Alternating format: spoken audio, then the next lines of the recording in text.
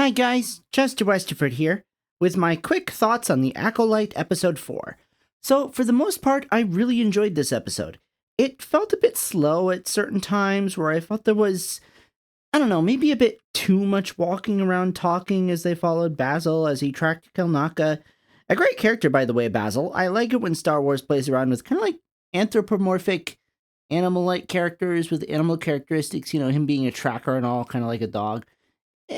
But sentient. It's just kind of fun.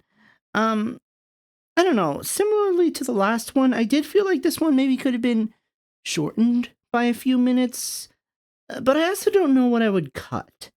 I suppose maybe there are a few moments that seem superfluous, like Jecky's conversation with Osha about death, but that also felt like an interesting character moment, so who knows? Also, maybe it'll be important down the line, you never know. What else? Oh, I really liked the look of the planet they were on.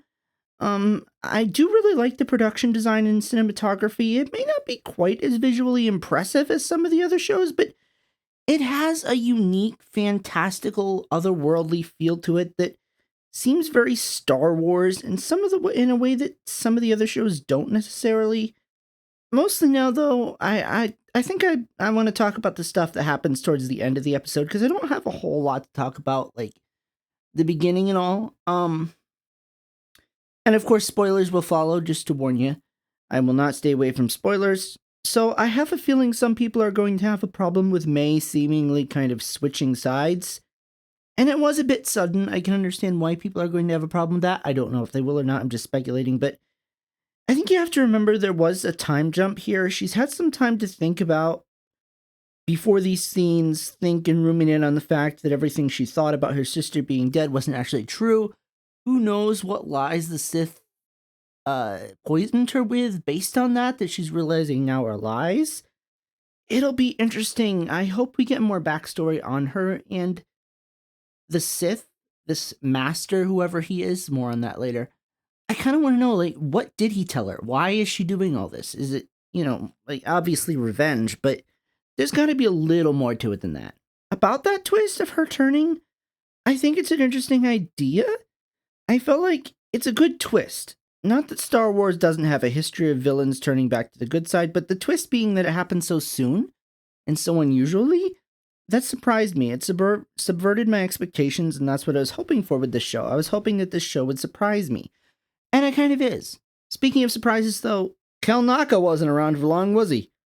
I was very disappointed by that. I wanted more Wookiee Jedi. Like, maybe a fight. But pretty sure we're going to get that in flashbacks, so it's okay. And again, subverted expectations.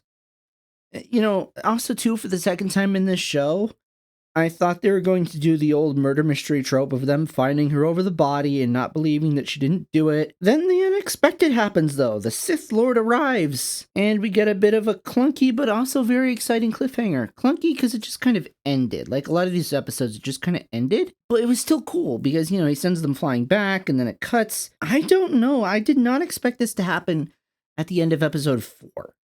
I kind of have no idea where this show is going to go from here. I feel like we have already got most of the trailer shots.